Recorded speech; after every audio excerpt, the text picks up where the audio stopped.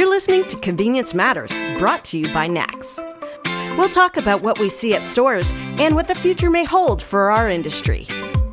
Who doesn't love a good road trip? Certainly, NACS Chairman Don Rhoads loves road trips. We're going to talk about some of the road trips he's been on this year, celebrating our industry. So today we're joined by Don Rhoads, who's NACS Chairman. He's going to talk about some of the road trips that you've been on this year, or, I guess we should call them roads trips. So welcome to the program, Don. Thank you. I appreciate it. It's a pleasure. So Chrissy and I have talked a lot about road trips and how we need to own road trips. You've essentially redefined what it means to own road trips. Do you want to talk a little bit about how you came up with the concept of going on a couple road trips this year and what it all means? Sure. Well, last October in Las Vegas, I talked about paying it forward, visiting stores and acknowledging our employee community, who really are our first point of contact with our customers and the work that they do for our industry. Look, it's not an easy job. We engage with 160 million customers a day. It's challenging, it's chaotic, and we make it more complicated with our policies, procedures, technology, gadgets, scheduling, supplier interaction, and on and on. So and by the way, COVID did not make it any easier. It made it much tougher for us. We're doing more with less, but our team still execute, and they do it with best-in-class customer service. So I noticed when we were posting on social media, a lot of the pictures that you kind of organically started to take, we didn't ask you to do it. You just started jumping behind the counter and getting, asking the store folks if you get a picture with them. And I'd say 98% of the time, everybody said yes. And we were able to celebrate that on social media. And I think that was really cool to do. And the whole road trip in general, I mean, if we back up a little bit, the idea of doing what we did, we didn't really sit down in January and say, okay, Don, we're going to put you on the road. It just happened. And I think that's what's really cool about how all of this came together, is that we just kind of went with the flow here. And Jamie and I, or my colleague down in research, we're going to take a little road trip and, come from Virginia down through North Carolina, South Carolina, Georgia on our way to NACS HR Forum. And you were like, I'm in. And we're like, okay. And that just kind of got everything started. So since we did the East Coast, of course we had to do the West Coast. And then of course you and I happened to be in Ireland at the same time for Convenience Summit Europe. So we counted that too, since we hit a bunch of stores there. And just along the way, I think I added up in a couple other trips that you weren't on. I think I've been in over 70 stores this year, and you've probably been in more. And for an industry that we have 150,000 plus stores. I mean, we didn't even touch the tip of the iceberg, but like you said, it's not an easy industry, but the people who work in these stores, I think I've learned, are perhaps the most impressive people within this industry, hands down. No question. And it was a bit of an impromptu, trip. We did start in Virginia, and we ended up in Savannah, and it was a lot of stores in a short period of time. Had a really, I call it convenience cannonball run. I mean, it was, we jumped in the car, and you were Chrissy Andretti, and we had Jamie in the back, with her digital expertise, finding what we were looking for, or finding new locations that we hadn't put on our radar. So it was very cool. And on the East Coast trip, we saw the best in class, no question, and yeah. It's competitive. You have much of the industry that other store owners, chains are following, and it was really, I had not been to a Sheetz or a Wawa or a Parker's, or a Spanx or a Refuel. Or Buc-ee's. Or Buc-ee's. Yeah, we hit a lot. Yes, boiled peanuts. I mean, there's all kinds of cool things that we did. So it was a great trip. You know, the common denominator, again, are the people that work in these stores, right? I mean, they're our employee family, and they can make a customer's bad day very good. Just with a smile and how you doing. So that's really the heart of what I wanted to do anyway. And I came in on the West Coast swing. I missed the first two. So I joined a well-oiled machine. But what struck me is going back to what Don and Chrissy were talking about, where you wanted a picture with the frontline employees because they're the ones that are not just the face of the store, but the face of our industry every single day. And, you know, if you think about the concept of three people, whether it's us three or replace Jamie for me, three people walking in a store, pointing at a bunch of things, and then asking the clerk, hey, do you mind if I go behind the counter where you keep valuable things like cigarettes and money? And two of you will take a picture and the third one will just stand there. You know, there's all kinds of reasons to say, no, this is a bad idea. But you know, you just saw smiles all around, and you know, just the idea that a lot of these people didn't know that there was an association for convenience stores, or if there were, that it has a chairman, and the chairman's like, hey, you know, let's just talk for a second like human beings. And it was really illuminating to see just the humanness of this trip as well, where it wasn't like how many things can we cross off a list, but how many connections can we make? And we made some new friends, and we found some old ones along the way. Sure, yeah. And, you know, again, I kind of grew up with, you know, perspective from behind the register. All right. I was the lead for a 65 store franchisee group, and every one of those owner operators were at their store every day. They were there when it opened and when it closed. And when I was doing that work for them, I bought a store. So I would conduct my day job, and then I would work at night at the store that I purchased. Because I think, you know, for me, it's important that we understand, you know, what's involved beyond just the paperwork, the strategy, the business planning. You know, this is a human connection that you're making. And again, if you have, you know, 1,000, 1,500 people coming in a day, you're going to get to know them, and you're going to get to know their extended family, and you're going to tell when they're having a bad day. You can tell when they're having a good day. And I think that's really important to recognize. And that's why I call it a family. I think it's really important that we understand that these people love coming to work, even though there is, you know, a bunch of stuff that they have to do. They come to work because they love the people that are coming into the store. They were also proud to show off the store. You know, we'd make sometimes right-hand turns. Sometimes they were planned. Sometimes they were unplanned.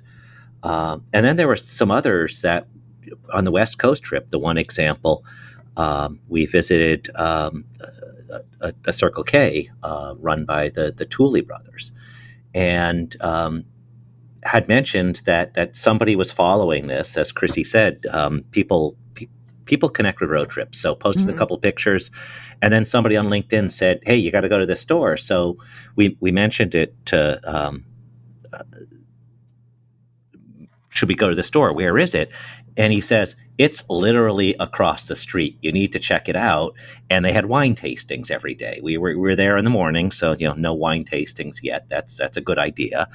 But it was really cool that somebody says, hey, you know, there's my competition. You should you should visit them. They're a good store. And it turned out it was Gilmore, a longtime friend of ours, and it was great to connect with him and see his operation in a Gil used to be on our very, board. super impressive wine display. And how do they do wine testings? It was really pretty cool. It was beautiful, and I think that was the theme as you moved north out of San Diego and L.A.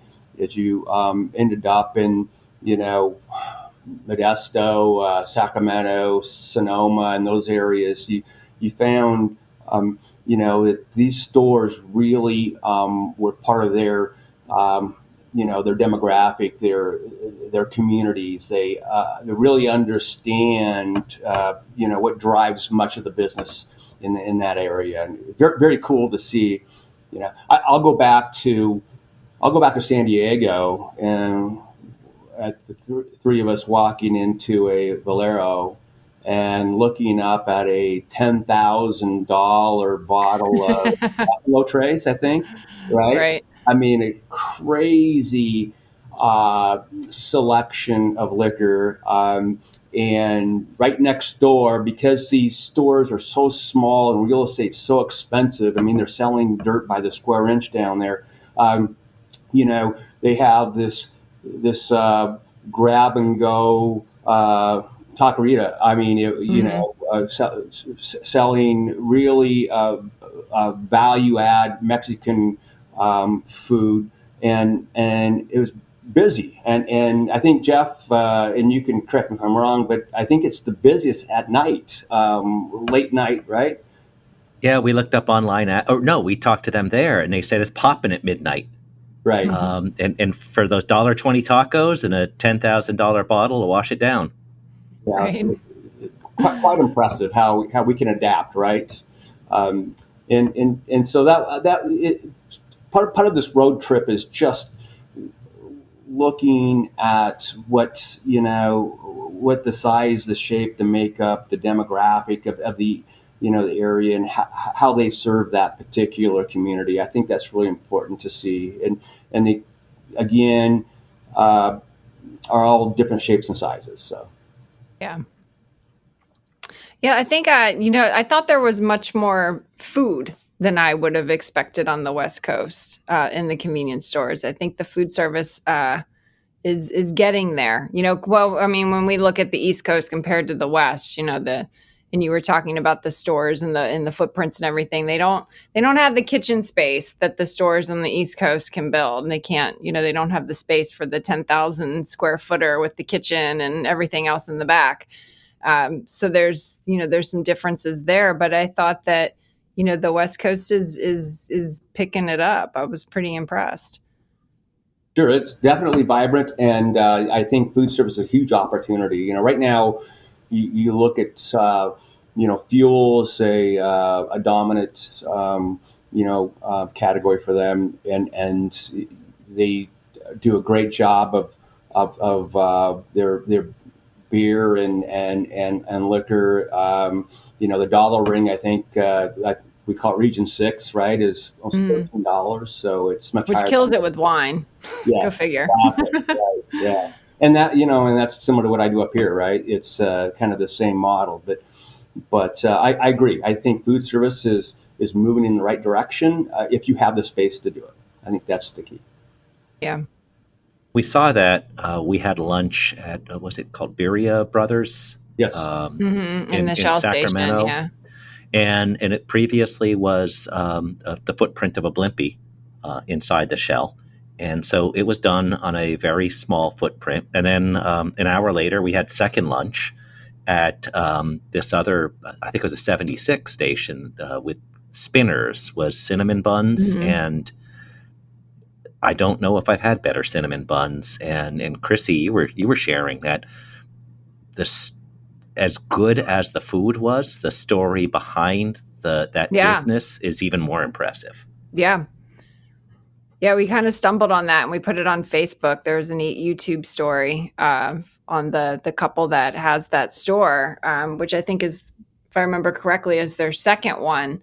The owner had a health scare and they had somebody vandalize the store to the point where I believe they burned it.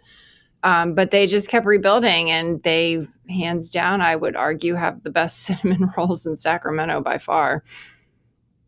Yeah, I think there was an article in AAA magazine or AARP magazine that said they're the best ones on the East Coast or on the West Coast. West Coast, yeah, I would believe that. I mean, yeah. I had one. I can attest to it.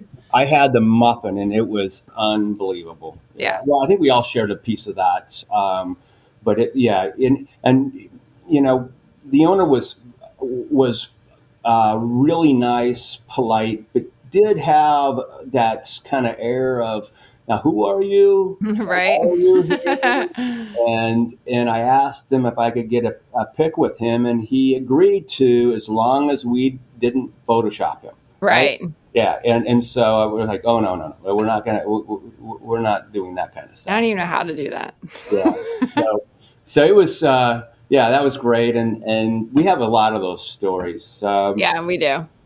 One of the one of the stories I'd like to share is, beyond just the stores that we visited, we had other activities that we decided to participate in because they were part of the trip. I mean, if you were heading down 95, we can stop here or stop there. And I know that, we stopped at a Harley Davidson we did store to look, try to find Chrissy a bike. And then we went to, I think it's America's largest community of chest of drawers. No, I'm talking about the Potters. Oh, the pot. Yeah, that was interesting. And I think that was North Carolina. 70 festivals and much like our winery scene up here in the Northwest. But that was really interesting. And they were really welcoming. I mean, the minute you walk in, it took us a while to get out of there just because of the conversation that took place. Well, yeah, and I don't think we realized how big it was either. Right. So there were other, we had, was it Randy's Donuts on the west side? Yeah. And they have to be good if there's a giant donut on top of your store. Right. So anyway, it was everything and even more than I expected. I think Ireland for me was, first of all, it's a beautiful island. It's gorgeous, and the weather was perfect. It is food service on steroids, no question about it. Food service drives much of what happens in these stores. Whether you're an urban store or you're a rural store with more of a travel center, and beautiful stores. Really, I mean, Circle K we were in had all this great design work when it came to lighting and colors, and the urban stores. I wish I had one next to me. I mean, you walk in, there's a fishmonger, right, and a butcher and fresh produce, center of the store, grocery. They had a whiskey tasting going on. Yeah, just really interesting stuff going on. My lovely wife loves Avoca. I mean, she thinks that is one of the coolest places that she's been in. I want to plug convenience store Summit Europe. When you have your top global leaders, presenting a snapshot of the future of convenience, it's a big deal. And the store tours were amazing, and congratulations to both Mark and Henry and staff for a great summit. And I think next year's in Barcelona. So for those of you listening, it's a must. If you can make it, you need to go. It's going to be another food tour for sure. And the one thing I love about the European scene is, like you said, it's food. The food is like on steroids there. The food services, not the food itself, but the food service operations are on steroids. And But when you walk in those stores, that's just they've always impressed me with the store design and the lighting and the fixtures and just that attention to detail. Because customers there do linger a little bit more so than they would in the U.S. So there's usually seating and you can charge your phone and hang out and get coffee, get something to eat, and just appreciate the ambiance of what those stores have to offer. And that to me is always just kind of, leveling up a little bit. If you're a retailer somewhere who's wants to do something new and unique that you don't find in your market, like you said, I would suggest going to Europe. I agree. One thing I was confused over, and you know this, Chrissy. The lack coolers. of walk-in coolers. Yeah, very strange. And I never did get a straight answer on that. I'm sure there's one out there, and but yeah, that was that was interesting. Yeah. So you had briefly mentioned, going a little off the beaten path. It's not just always about going to the convenience store or the gas station. And on the East Coast, you visited some things. On the West Coast, donuts. We went, which I thought was kind of interesting. We were walking past, and it's like, does that bar actually have a carousel?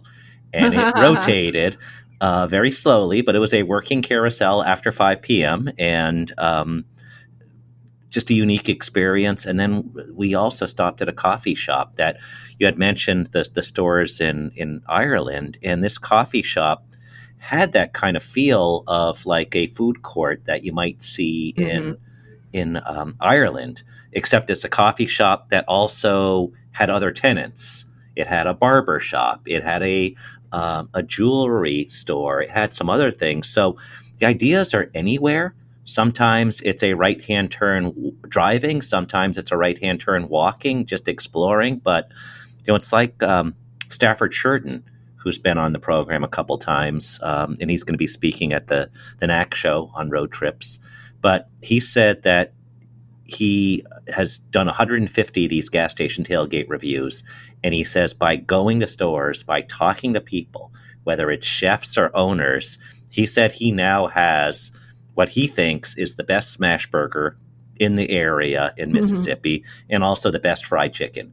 And he said he got both those ideas not by watching TV, but by hitting the road and visiting stores. And I think that's really, why road trips matter, especially in our industry. I agree, and I want to challenge Stafford to I knew this was coming. a burger cook-off, and with our gorilla burger. It would be fun, and I'm sure he has a great burger, but I think mine's better. Okay, and for the record, it's a hamburger. It's not made of gorilla. It's not made of gorilla. Yeah, it's a hamburger. We have and we can do the Tarzan. We can do the Plain Jane. We have all kinds of different burgers we can do. But anyway, I just this has been a great experience. Exactly, again, what I wanted to do, and I'm not done. I will have one more. I want to try to get down into Alabama and Texas. I missed the supplier board meeting, and I was going to do it then, but I want to see if I can complete that before the next show. All right. Okay. Aggressive. Fair enough. Is that a warning? Yes, it is. Okay. Yeah. So we had we talked about road trips a lot last year, and obviously this year we just kind of literally put it to the test, right? Like, enough talking, let's do it. And that's exactly what we did. And we came up with a couple things that we noticed along the way, and maybe people listening will think really long and hard about this comment. But what is your crank song? And by crank song, I mean you're driving, you're hopefully paying attention, maybe not, but you just hear a song that you just absolutely have to crank. For me, it's anything Dave Matthews. I know for you, it's anything Allman Brothers, right? Yeah. Yeah. And Jeff, you're all over the board.